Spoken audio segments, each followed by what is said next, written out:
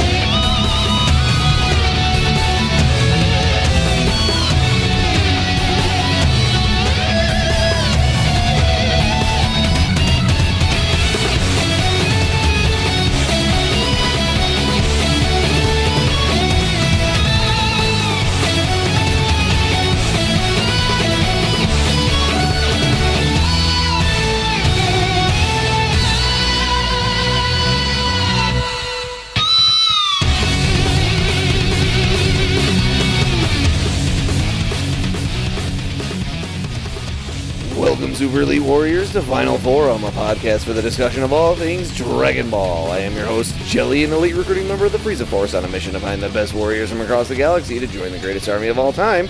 And I am joined, as always, by my new recruit co-host. This is the Bekinney. It's good to have you back to yourself, recruit. Hiya! Well, sort of. Hiya! I mean, I was subsumed by the carnivorous Hasek, but I at least was able to fight through the hypnosis with every ounce of willpower I had, enough to be able to continue on. Again with the I died stuff? Hiya! Give it a rest. Hiya! I've given up trying to explain it to you. I'm sure the listeners have figured it out by now. Hiya! Speaking of our listeners, hello listeners. Bekinney and I are still on K2-332, and we're slowly working our way back towards our ship, floating amongst the treetops of the planet here and blasting every bird creature who approaches us, as per Bekinney's suggestions. A suggestion you weren't shy about taking up for once. Well, yeah, I didn't like these things to begin with. Finding out they're attempting to use some sort of long-form mind control or hypnosis or pheromone manipulation to get us to relax enough to be able to absorb us makes the push into eradicating them pretty easy. But it's nagging at me that they weren't absorbing us. Can't you just draw on that mental connection you have with them to figure out what they were actually doing? It's not... I can't... Look, it's not that simple. It's not like we were exchanging minds or anything. I can feel what they're thinking and intending. Why can't I? I don't know. You're the biologist here, though. Any guesses? As a pure guess, some species of birds strike a symbiosis with plants. These birds in particular, obviously, as they were feeding us to some sort of giant plant species. One that absorbs energy. Right. Why would these birds having a symbiosis with plants mean you can read their minds? Again, I can't read their minds. I don't know, I can't describe it other than, like, I feel their intentions. Tommy Toes Tojamos. What? It's another Earth saying. That I'm sure you butchered. Anyway, remember how I've talked about, like, my roots several times? Yeah, I don't really see how your genealogy is relevant to bird people. It's not like you're a bird person or anything. No, Listeners, I'm sure I don't need to explain to you, and I'm sure Jelly would just interrupt anyway. Hey, you don't address the listeners, I do. You don't have a monopoly on talking here. Anyway, where the hell is the ship? I don't know, but I do get the feeling we should find it soon. These creatures are agitated. Yeah, because we escaped their trap. That's not it. They're scared? Yeah, because we're killing them. Yeah! Again, I don't feel like that's it. They're scared of something, and I think it has to do with you escaping your Hasek. Well, no time to figure it out. I don't see any of those creatures around here, and we've arrived at what looks like a locked hangar bay. While I try to hack into this computer out here, keeping it locked, how about we get into this week's topic?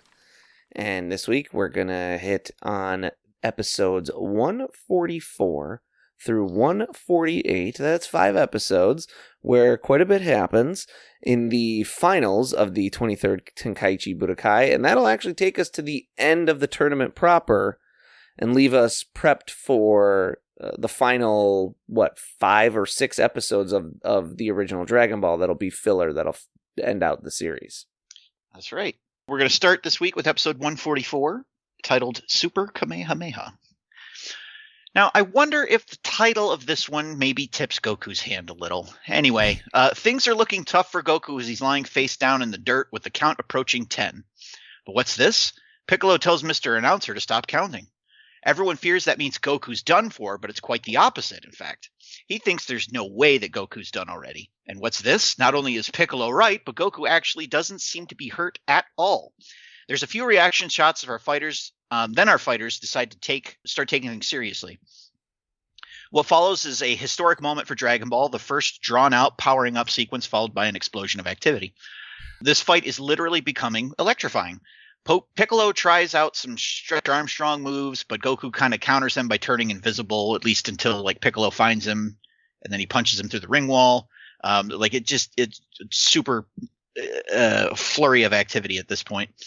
But it was all a feint. Goku finds his opening and absolutely pummels Piccolo. But the pernicious Piccolo postulates that peppering the place with a percussive projectile is the preferred payback. Goku warns everyone to run and tries to draw Piccolo's attention away from the crowd. He manages to slip under the beam, but the local mountain range is not so lucky. Goku decides to avenge them with a Super Kamehameha. How could anyone know this was going to happen? Roshi reminds Goku that killing Piccolo means killing Kami, which means Goku can't really fire off the Kamehameha because he'll, kill God. So what's a monkey man to do? Wait, is Lunch kind of into Piccolo here in this scene? Anyway, back to the fight. Piccolo decides to press the advantage and whips up his next devastating maneuver with an overly long power-up. In fact, it takes just enough time for Krillin to remember that they can bring Kami back with the Dragon Balls. Guess that Super Kamehameha is usable after all. Next is a spectacular light show, and it really is beautiful, that may or may not have destroyed the venue, which brings us to episode 145, titled Junior No More. Well, the good news is the arena is still standing along with all the spectators. The bad news, so is Piccolo. He seems pretty upset now, and to top it all off, with Piccolo's clothes in tatters, everyone else figures out who he really is. There are some folks that think that these are kind of like the same folks that think Clark Kent and Superman are two different people, I guess. This incites a small panic, and everyone flees except for the Kami crew. The news spreads fast, and the rest of the world is soon panicking right alongside them. Mr. Announcer is a true professional, but he does kind of have to fall back to a safe distance along with everyone else in order for Goku to fight at his fullest. Speaking of fighting at his fullest, Piccolo drops a new technique he just remembered he can do, turn into a kaiju. What follows is an excellently choreographed and animated fight of the biggest mismatch in history, and by that, I mean Piccolo is the underdog, and Goku seems to agree. His friends offer to help, but he declines, saying he wants to win the title. What follows is what happens when you blow your animation budget in the first half of the fight. Goku starts manhandling the oversized Piccolo, which I guess if it's a big Piccolo, I should probably just call him Flute at this point. But the tricky villain uses eye lasers to take out Goku's ACL. No, not one to waste an opportunity. Flute tries to stamp out our hero, literally. Except Goku's the world's strongest cockroach, and he ends up judo flipping him by his finger, which is pretty impressive. Goku even kind of rubs it in a bit, and he's like, I'm not scared of you, but I might be if you were a little bigger. Piccolo's like, all right, bet. If he's the world's toughest cockroach, let's see how he does as a flea. Flute doubles down on the size increase to become the dreaded bassoon. What's a flea to do? Which brings us to episode 146, titled Goku's Trap. The odds are looking insurmountable for our boy Goku, but the return of a higher animation budget means that we get to see his determination in high def. So why bait the guy into growing larger? So he could jump down his throat and retrieve Kami, of course. Now that Kami is free and Bassoon has a tummy ache, he decides to shrink back down to Piccolo size. The fight continues with both fighters now attaining speeds that God himself cannot see. They take to the sky where Piccolo gets the upper hand and says Goku rocketing back to Earth, only to have him rocket back up by firing a Kamehameha out of his feet. And I don't think we ever see him do this again. I think this is the only time it's ever happened. I don't think anyone ever does anything like that again. This is truly a high point for the series, honestly. The return punch is strong, knocking Piccolo out of the air, but before either fighter can hit the ground, Piccolo fires off yet another energy attack. but this time Goku can't dodge it as he's just sort of like falling through the air. Piccolo then uses this opening to follow up with a killing blow, only for Kami to jump in the way and block it. This obviously pisses Goku off, and he yells at God for interfering. He then lets Piccolo get in a free shot for his trouble. There's some talk about the pride of martial artists, and then Piccolo gloating about how much stronger he is than everybody. While the pride part didn't seem to resonate with, like the martial artist pride part didn't seem to resonate with Kami, hearing Piccolo talk trash seems to flip a switch, and he's just like, all right, Goku, beat the brakes off this guy. Goku drops a little trash talk of his own, sort of like, yeah, no, you could be as strong as you want to be. I'm always going to be stronger than you. And Piccolo responds with a heat-seeking energy ball that Goku purposely runs into Piccolo. Wow, being hit with your own energy attack, that's got to be super embarrassing. The blast nearly destroys Piccolo's left arm, and Goku implores him to reconsider. Piccolo, instead, just rips his arm off and grows a new one. Neat. Hey, quick question. Why is his blood red, but when he rips his arm off, the new one like pops out with green goo all over it? Anyways, don't worry about it. Don't worry about it. There's no time to wonder that as Piccolo begins loading his next .exe. Nobody knows what it is, but Goku seems to have a realization and tells everyone to hightail it out of there. And that brings us to episode 147, titled Goku Hangs On. So Piccolo's been charging up the entire time between episodes and for this last desperate attack. No idea why Goku wouldn't try to just, I don't know, stop him from using it, but he seems determined instead to just try and withstand it. Not the best strategy in my mind, but, well, the guy's come in second place so many times in this tournament by this point that maybe he's just afraid of actually winning. Instead of running like they're told, Tien just uses the Kikoho to, like, pop up, or would it be, I guess, pop down a bomb shelter? Everyone heads for cover, and Yamcha actually takes better care of Chi-Chi than her fiancé. So what's taken so long to charge up? Well, it's called the Mega Exploding Evil Wave, of course. Goku's pretty confident he can survive, but the best part about this line is that his eyes were kind of animated a little goofy, so it comes off as someone with like a brain injury making a bad decision. Kami tries to appeal to reason, but there's no reaching Goku. So Piccolo's attack, finally goes off. No kidding. This is not a joke. This is legitimate. At about 10 minutes into the episode. In what I could only assume is like a blast reminiscent of a nuke. It nearly destroys the entire island, turning the arena into a desert crater. But Goku's still standing. Almost unscathed, actually, which is pretty impressive. Piccolo is even in disbelief, and Goku has declared victory. There's absolutely no way Piccolo can win after expending all of his energy, right? Well, that seems to be the case as Goku proceeds to pummel Piccolo into paste, but then he jumps into the air to fire a Kamehameha into the arena without warning anyone first, which just seems kind of rude considering that he was telling everybody to take cover before. But the attack lands and victory seems assured. Piccolo is like unconscious at the bottom of a small crater. Mr. Announcer begins the count, but before the full 10, Piccolo springs awake and like shoots an energy beam out of his mouth and like puts a hole in Goku's shoulder. It seems the tables have turned and Goku will lose this tournament as well. Piccolo starts to gloat and stomp on Goku's open chest wound. Ooh, that's going to get infected. His friends try to jump in, but it would appear Piccolo still has some power held in reserve. The break from getting trampled, however, gives Goku an opportunity to rally. This bout is not quite finished yet, which is going to bring us to our last episode this week, episode 148, titled The Victor. This fight became a real mix-up, folks. It's looking rough for both fighters, but Goku is actively leaking from a hole in his chest. Things are in dire straits for our hero, and they get even worse when Piccolo strikes his open wound and then follows it up with a double leg break. That's right. Now Yamcha can't even claim the most broken bones in this tournament. He's just losing left and right. Then he blows a hole in his left arm. So Goku is basically helpless at this point. Like none of his extremities are working. Piccolo has all the time in the world to finish him off slowly. Kami tries to circumvent this by having Tien kill him since like he's forbidden to commit suicide. He's like, hey, if you kill me, it'll kill Piccolo. And it takes some convincing, but Tien does agree to do it. But before he can actually deliver the killing blow, Goku's like, lying on the ground, unmoving. He's like, no, don't do it. Which is just wild. But anyway, he seems determined to see this to the end. Piccolo's final attack lands, resulting in an explosion that should atomize Goku. But when Piccolo decides to turn on the rest of the crew, who comes flying in from his blind spot to save the day? Why, it's Goku, of course. Goku with a devastating headbutt to the ribs. I guess he somehow mastered flight, but didn't bother to use it at any point before this. So I don't know. Yeah. Doesn't really make a lot of sense to me, but sure, we'll go with it. He knocks Piccolo out of the ring and wins his first tournament. Kame crew want to take Goku to the hospital, but fortunately for them, Yajirobe's actually still here, and he has senzu beans with him. While Goku celebrates his first victory, he notices Kame about to kill Piccolo. Wouldn't that technically be suicide? Anyway, Kame says once again that they can revive him with the Dragon Balls, but Goku calls him out and reveals that if he dies, the Dragon Balls will disappear. Kame starts getting depressed about how Piccolo and his evil are basically his fault and that he's not fit to serve Earth. Then Roshi gets all, wise martial arts master and points out that nobody would have become strong enough to defeat Piccolo without him or the Dragon Balls either. Kame tailors Goku a new set of gi out of, I don't know, magical girl dust or something, I'm not sure. And Goku uses a senzu bean to revive Piccolo. Why? Well, so Goku can keep fighting a strong guy, obviously. So Goku, you've become the world's strongest out of the heavens. What are you going to do next? Become the new Kami? Goku tells Kami to take his job and shove it and flies off on Kito-un with his new bride, happily ever after. Roshi even takes a coconut to the head. Everything is finally right in the world.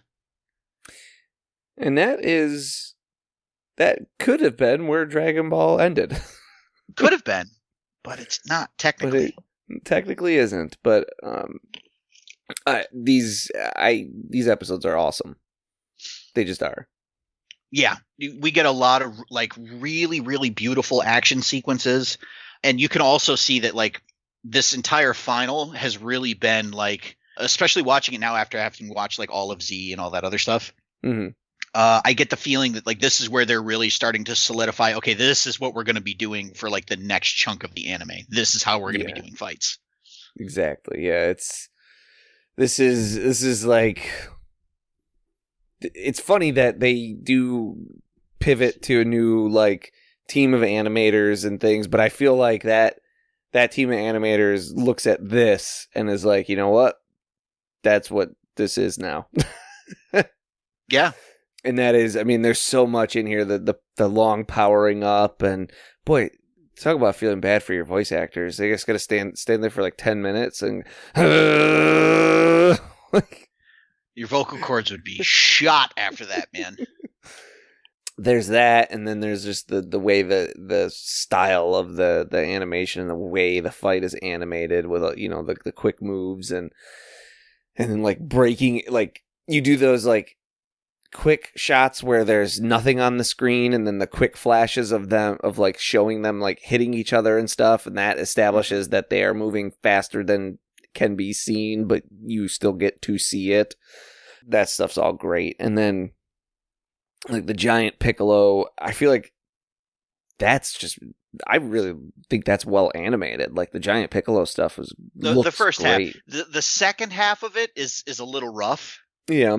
But yeah, no, that first half is A+. Oh, and also the episode title, Junior No More, perfect. That is a perfect episode. That is the because you as a viewer, you got to put yourself back in the shoes of a 12-year-old in Japan in 1988, I think, or maybe 89 at this point. And that episode is the next episode title after one that teases using the Super Kamehameha wave. Mm-hmm. And you're like, oh, this is the episode where he gets defeated. But no, it's Junior No More because he drops the alias. And also gets bigger. Yeah, but it is the episode where it's the episode also finally where he drops the alias. Yeah, and it works on multiple levels. That's what makes it so great. Yeah, and he outs himself. So yeah, in a future Piccolo episode, we'll get into more of what makes him different from his father and delve into how a lot of that works, and especially the relationship between the two of them, where he says, I am Piccolo, but we also know that he is the son of Piccolo. But for now, the easiest way to think of it is that he's a reincarnation. So he has the same past life experiences, but he's a different person. He's the Olympic torch of evil. He's the same flame burning in a different vessel. Right from there, we can get a feel for explaining some of his differences, like why he's using the tournament rather than just going back to trying to take over the world, and his ultimate capacity for change over the ensuing years. Goku tearing off his shirt after a brief skirmish actually becomes a thing throughout the rest of Dragon Ball. He's going to be shirtless a lot. If you like looking at those, I believe they call them a C-word gutters. You know what I'm talking about? I don't think so. It's a certain C-word that I feel I can't say on a show. That part I picked up. I'm just not sure what the reference is. Oh, they call them gutters? Something gutters? Oh. Because I first found out about that from Rick and Morty, actually, but it's like a name. It's a name for like the good channel of abs, like the channeling when your abs are like so defined that goes from your ab area on a man down to your crotchetal area. Got it. Okay. I've never heard that term before. That's a new one on me. Okay. So if you like looking at those animated gutters, you get a lot of it.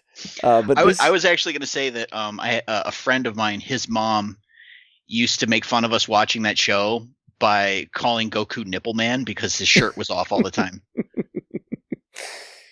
And it becomes a thing for like all the characters. Like Vegeta is often shirtless. It happens to several characters throughout. This is a Bruce Lee thing, and you'll see it in a bunch of his movies, and many of the movies that follow in his wake, and that we know Toriyama loves those Toriyama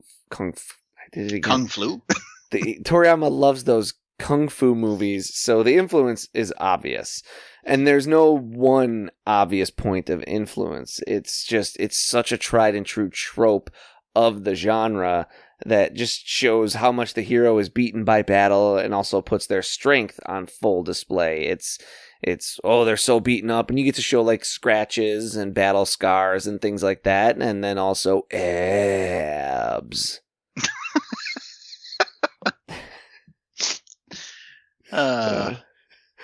Piccolo blows up the mountains, and the resultant explosion is like a nuclear blast. Toriyama and the anime team do it because it looks cool, but we should maybe talk a little bit about nuclear bombs and their significance in Japan, obviously. This would be maybe like a big deal to a Japanese audience viewing this. You don't just drop a nuke reference in something that's intended for a Japanese audience. Like just casually. It would be like a it seems a little crass to say this, but it'd be like a fighter having a technique that's a plane flying into a building or something. Yes. It's like a casual 9/11 reference in your movie. You know, I mean, there was that period for a while after 9/11 where like movies were hesitant to even show like buildings, planes near buildings, yeah, or even like buildings being destroyed in movies. Like they reshot whole parts of like the Spider-Man movie, although that incorporated the two towers, but like they also changed, I think it's the entire ending sequence of Lilo and Stitch. Yeah, I think I heard about that too. Yeah, so because it involved like an airliner like flying around buildings or something, as opposed to like a spaceship up in space. So yeah, so like using a nuclear blast in something Japanese is it's a bold move. It really is, because you know I've heard stories, and this this is on the realm of being a Godzilla fan, but like I have heard stories from obviously second and third hand, very much so, but like from Japanese audiences who have watched the American MonsterVerse Godzilla movies and been very uncomfortable with how cavalier those movies are in showing nuclear blasts and nuclear explosions and using nuclear bombs. It's a touchy subject for obvious reasons. Yeah. And yeah, I think like the only Japanese, like I can't think of any Japanese movies that I've seen that use it that use that type of explosion like casually. And then when they're doing it, they're usually the ones that I can think of, and again, most of the ones that I can think of that use it are Godzilla movies. Those tend to be the more serious ones, that are using that specific image to evoke some sort of a statement, actually, about the nuclear bomb. Mm-hmm. Most recently, Godzilla -1 did it pretty prevalently. There's the sequence where Godzilla attacks, I believe it's Shibuya, the like shopping district, and he uses his nuclear breath for the first time in that movie. Afterwards, black rain falls from the sky, which is a pretty powerful image of significance for people who, for Japan, for these people who survived a nuclear blast that happened in Hiroshima. After the bomb was dropped, it rained black rain, and many of the people who got caught out in that black rain took massive doses of radiation because that rain was highly irradiated and suffered significant effects. And then, like, radiation is such a weird thing, because then, like, some people, like, literally all they did was, like, they lost their hair, but they were fine then afterwards. So yeah, that's a pretty it's a pretty striking image at that for Dragon Ball. Yeah, no kidding.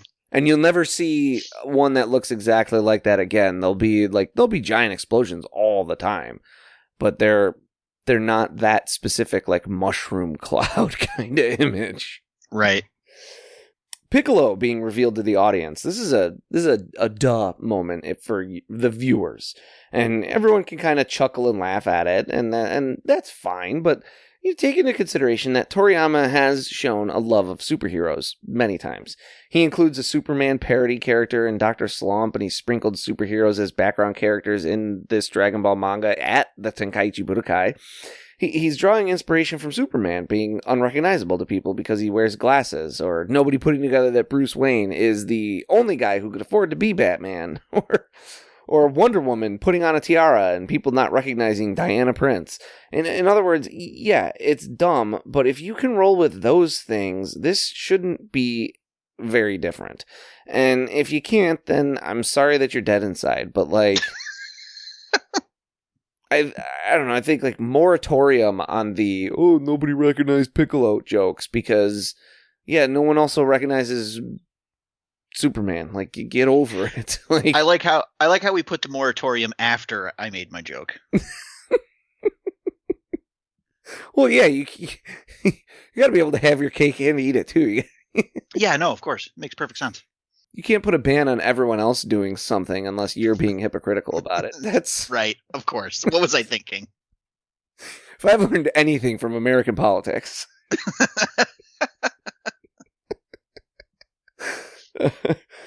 So he finally calls himself, this character calls himself Piccolo, and some fans call him Piccolo Jr. Nobody in the show ever really has called him Piccolo Jr. Not in any way that's stuck at all. The easiest way, and it's become more and more common over the years, I think, to distinguish between the father and the son, is calling the son Piccolo and the father Demon King Piccolo. I've really, really noticed this become the trend over the past, like, decade, maybe even more, of fan discourse, is... if you say Piccolo, everyone assumes this is the Piccolo you're talking about. And if you want to be talking about the other Piccolo, the first one, you say Demon King Piccolo. Makes sense. I feel like we've all probably seen that happen over the last 15-ish years of the fandom evolving. Yeah, easily. Is you see that kind of happen more. People always just... and a big part of the reason why I think people just assume if you say Piccolo, you're talking about this Piccolo, is because there's still a lot of people that have only ever seen Dragon Ball Z and Forward. And even among people who have seen Dragon Ball, many of us came to this via Dragon Ball Z first. And so to us, like, that's Piccolo. He's always going to be Piccolo, yeah. Yeah. and you have to differentiate him from the other one. It's like there's certain people that are like that. Like you might know a person and a junior, right? But you call you don't call senior, you just call him by his name, and then junior, or even potentially vice versa. I have this with like my friends who are juniors, right? I just call them by their name because that's how I was introduced to them. And then you meet their dad down the line, and I always then refer to the dad as senior. Or Okay. Mr. I get behind that. Or Mr., right? Like, oh, Tim and Mr. Tim. So, the audience flees. Everyone flees except Goku's friends who believe in him and think he's going to win. And Mr. Announcer. This is inspiration taken from all the kaiju movies that Toriyama loves. Even in the face of their potential demise, the reporters in kaiju movies have always dutifully do their jobs, reporting on the destruction caused by the rampaging kaiju until the bitter end. In the original 1954 Godzilla film, a team of reporters on a tower does their job even as the tower is attacked by Godzilla, and also in the American version of that movie, it's about like Raymond Burr is inserted into scenes in the movie, and the movie is more about him, like he's doing his job and he's reporting on this up until Godzilla crushes the building that he's in. In King Kong versus Godzilla, the main character is a reporter who's calling the scene from a helicopter. In Mothra versus Godzilla, our main characters and many side characters are reporters. They're in harm's way throughout the movie as assigned by their editor. In Destroy All Monsters, a reporter gives a play-by-play on everything. So again, this is Toriyama is playing with these things that he loves. And even in the most recent, again, to invoke Godzilla -1, the most recent Godzilla movie, there's another scene. It's actually the same scene. It's the scene in Shibuya, but there's reporters standing on a building top that are standing there and reporting on, oh, this giant creature has shown up. This is the first time they've seen Godzilla in this universe, the storyline of Godzilla -1, and this giant creature has shown up, and then he like destroys the building that they're standing on. So yeah, this is Toriyama playing with that idea, and he makes the announcer this fearless character who stands by and reports on the action because that's his job, it's his duty. Okay. Kyoshin Jutsu. That's a mouthful. The super huge body technique. This is something that's pulled, again, straight out of the things that Toriyama loves. This is straight out of Ultraman.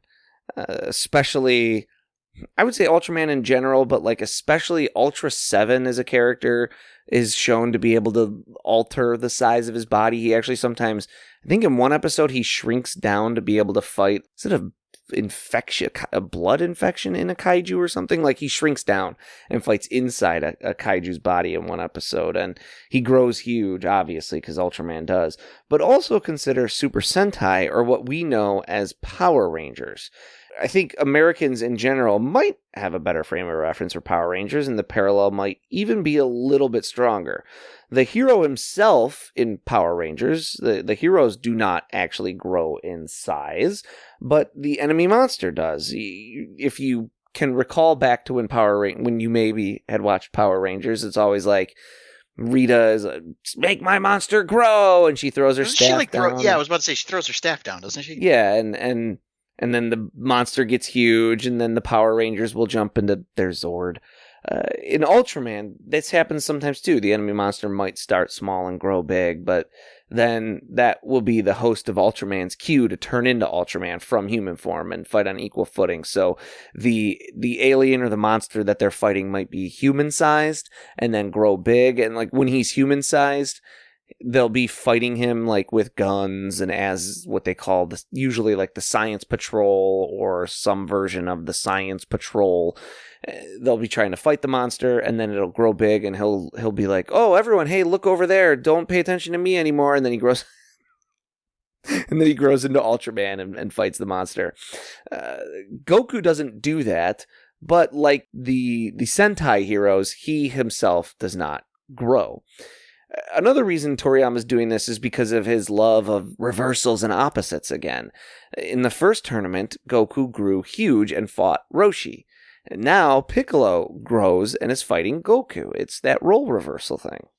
Yeah. This also parallels something seen in Journey to the West, which we're also going to see the anime team play with in future filler episode. But in that, Sun Wukong needs to get the Bansho fan to do so. He finds Princess Iron Fan, the wife of Daimao, or that story's version of the Ox King. She swallows the fan to keep it from Sun Wukong, so he turns into an insect and goes inside her to get it. Keep your minds out of the gutters. He goes into her mouth, again, minds out of the gutter, and he transforms himself into a fly to do so. In Journey to the West, immortals will tear off limbs and grow them back, so Toriyama's doing that with Piccolo to show his power. He gives a retroactive explanation, but we can't take that into account at this point because we have to assume Toriyama's being truthful when he says that he hasn't thought all this through or planned it out and is more or less making up the story as he goes along. Though, is Oolong's question about Piccolo being a lizard foreshadowing? Or maybe future inspiration for Toriyama? Maybe. Still, we have to assume that at this point, Toriyama's pulling further inspiration from Journey to the West, the story they had in mind when he started this franchise. Another thing is Goku flying into Piccolo was his big mystery, his big reveal, his big secret. He can fly, and he waited until the last possible moment to reveal this. In Buddhist Taoist tradition, immortals can manipulate matter. We talked about alchemy in the previous episode, but the principle still kind of applies here. That's why he can sort of create clothes out of nothing for other characters. Yeah, when Kami just makes the clothes. He just like points at him and then a like glitter shower and then, oh, you've got new clothes now. Yeah, that's a thing. And then yes, this is a lot of these things that Kami and Piccolo do are then attributed to them being aliens and specifically Namekians, because isn't there another episode like in the future? Yes. Ooh, I don't know if it's an episode now. I know for sure in the Super manga at one point, Goku meets a Namekian on a different planet, and he's like wearing some different clothes, and the Namekian is like, "Oh, would you like some different clothes?" and like changes his outfit for him. So this is just something that every Namekian can do. Cool. Well, apparently, they just can create clothes. They don't eat. They can create clothes. All right. They photosynthesize them. Again, Toriyama is throwing like a retroactive explanation on this with the thing, but yeah, we have to think this is like just a Journey to the West reference. And then yeah, the mystery, remember the theme of this tournament was all about mysteries and secrets and hidden reveals, and we've seen that all throughout, right? Shen is revealed ultimately to be Kami, and Piccolo Junior is revealed to be Piccolo, and Tien has this hidden 4-split technique that he's worked up, and up until this point, the only sort of secret or reveal that Goku has undergone is just in the very, very beginning, when he re-meets his friends and reunites with them. And he's like, "Hi, I'm Goku." If you're really keyed into the mysteries thing, you might think, okay, once a character has unveiled their mystery, that's it. They don't have another one. That's kind of almost the brilliance in a way of Toriyama holding that one to the end, because then it's a bigger surprise. Oh, not only did he have that other little reveal earlier, but he's been holding back this whole time. Yeah. To the point where, like, I think when Piccolo grows larger and Goku goes to jump like down his mouth, like he doesn't even fly for that. Like he jumps up in the air and then propels himself in with a Kamehameha wave. Yes. Like that's how devoted to keeping it a secret he was. Yes. I like that. I do like that. I like the idea of, again, it ties back into Goku's like approach to fighting people too, where he doesn't want to kill people. He wants to test their strength and his. And even when he comes across like bad people like Piccolo or Vegeta or Frieza, he believes, or at least thinks, like if he demonstrates his prowess over them, they will admit defeat to him, essentially. Yeah.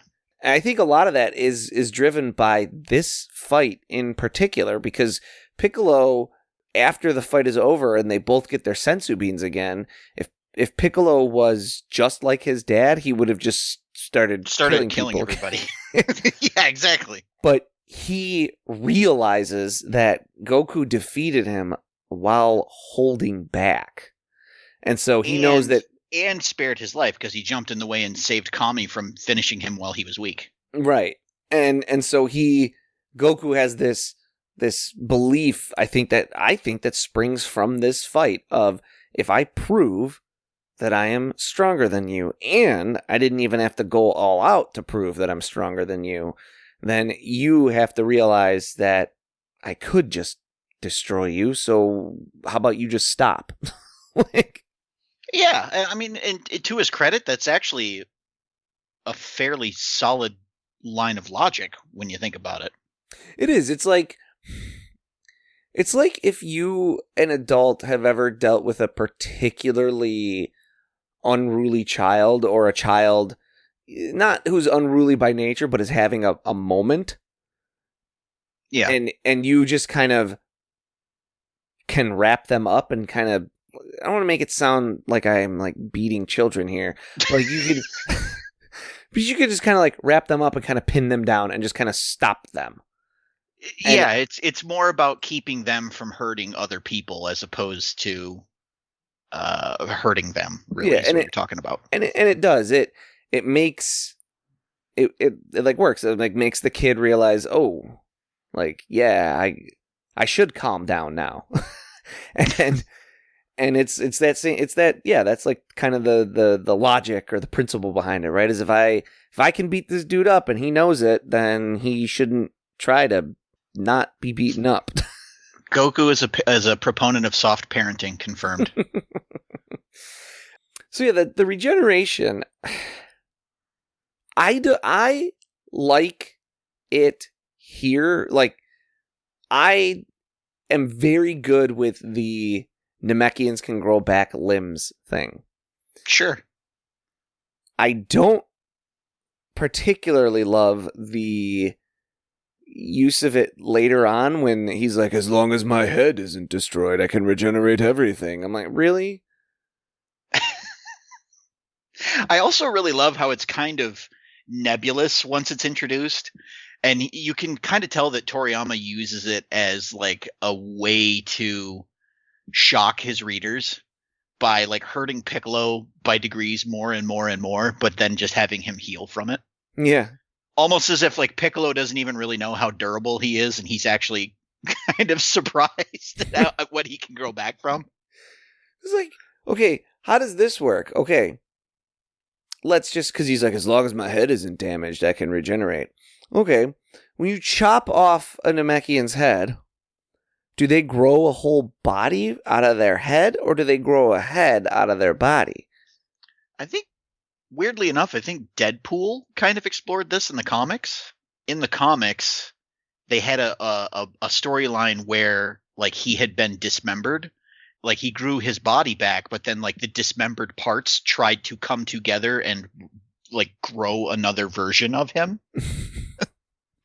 Which is absolutely what I would want to see happen with Piccolo, but we haven't gotten that.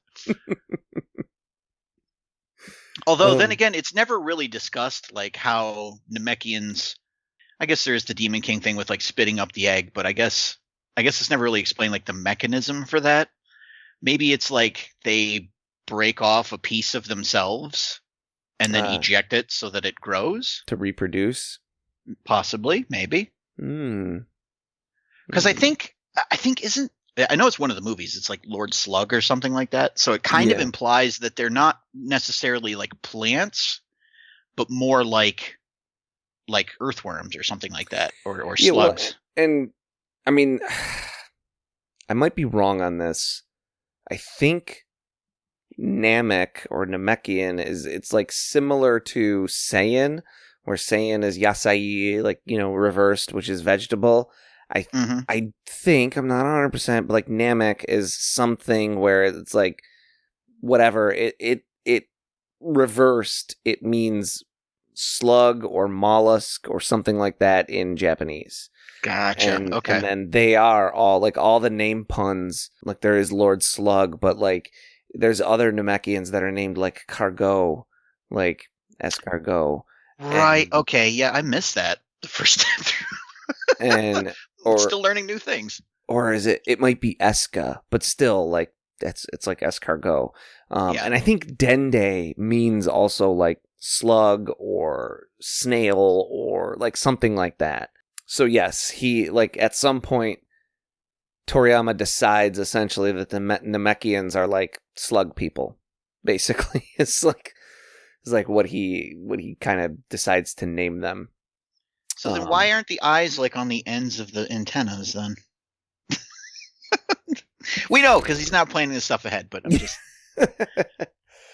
And then that's, the regeneration stuff is always like tricky. I think to an extent, and again, this is one of those things where he does not super planning this stuff out, but the way he uses it with Cell, when I was like younger, I always felt like the way he uses it with Cell, I liked, but then the way he did it with Majin Buu, I kind of didn't as much, because I was like, oh, it's just another, like when everyone's like, oh, he just keeps regenerating. I'm like, yeah, the last guy you fought also did this. Like, why are you so shocked about this? You guys should already have a skill set to deal with this. What's going on? No, it's different this time because it's magic. It's not biology. So again, that's just like a little nitpick, I guess, about how how Toriyama has used regeneration throughout Dragon Ball. It's a bit of a sticky wicket. It's a bit of a Deus Ex Machina for sure. A little bit. I mean, and to Toriyama's credit, he's really good at what he does, obviously. But like, even just watching these Dragon Ball episodes again, and then like kind of putting it in the context of like the series as a whole, there's a lot of things that he reuses. Like, he does it really well, to the point where if you're not like looking for it, it's pretty easy to overlook. But there's a lot of like story situations, like this whole thing with Piccolo very much reminds me of what happens with Vegeta, to the point where I'm like, well, Vegeta's just like a better version of this story, essentially. Yeah. But it's still hard to, I feel like I've been doing it too.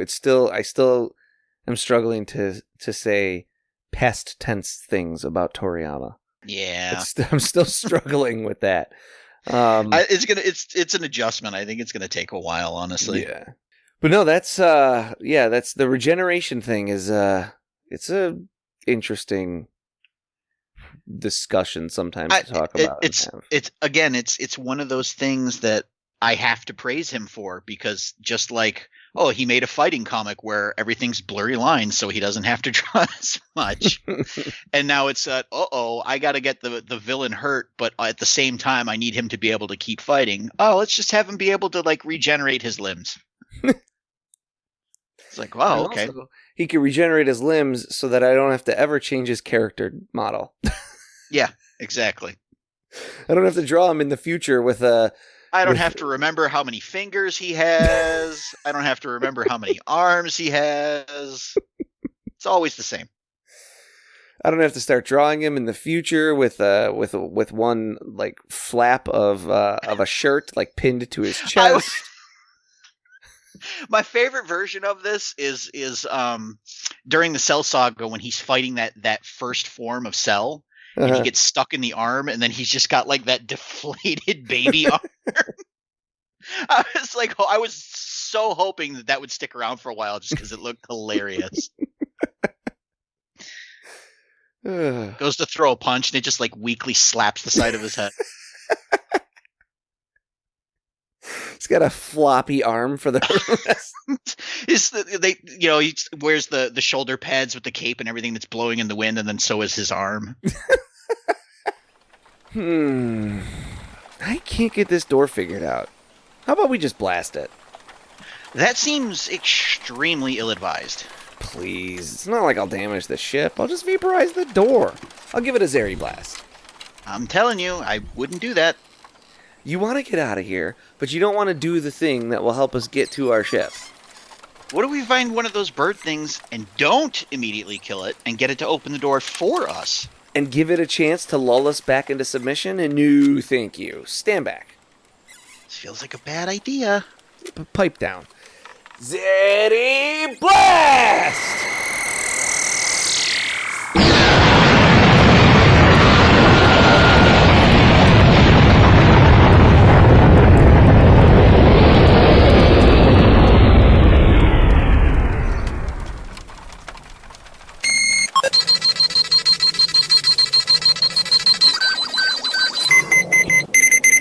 What the hell is that? Massive power signature. Huge reading. It's under us. The ground is swelling. Get to the ship, quick! It's coming up too fast. It's right below us. It's gonna explode out of the ground.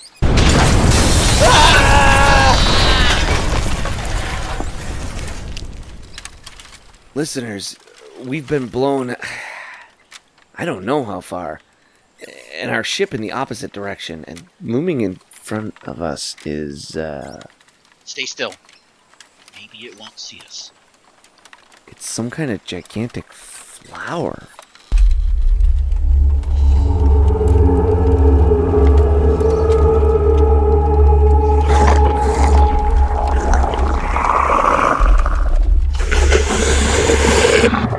I think that's just its mom.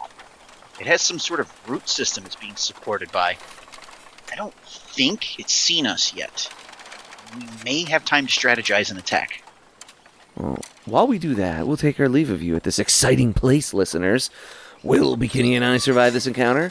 Will we return to our ship and safely escape this planet? Find out next time and help us achieve our final forum.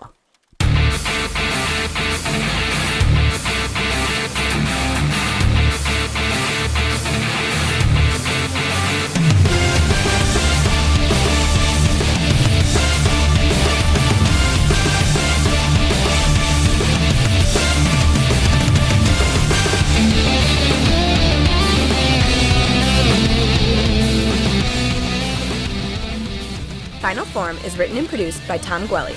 It is performed by Dan Kinney and Tom Gwelly. Our webmaster is Dan Kinney.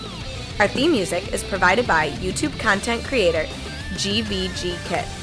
Want to learn more about the Dragon Ball universe, including concept art, behind-the-scenes interviews, and recommendations from Jelli and Bekinney? Connect with us on social media. Like us on Facebook, follow us on Twitter at Final Forum Pod. Make sure to subscribe, rate, and review wherever you receive your podcasts. And of course, make sure to share it with your friends and family and help us spread the word of the glory of Lord Frieza. The Frieza Force thanks you for your listenership.